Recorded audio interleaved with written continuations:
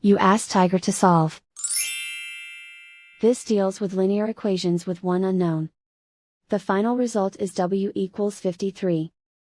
Let's solve it step by step. Simplify the expression. Simplify the arithmetic. Group all constants on the right side of the equation. Add 106 to both sides. Simplify the arithmetic.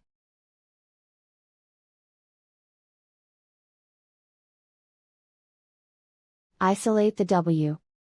Divide both sides by 2. Simplify the fraction. Find the greatest common factor of the numerator and denominator. Factor out and cancel the greatest common factor. And so the final result is w equals 53.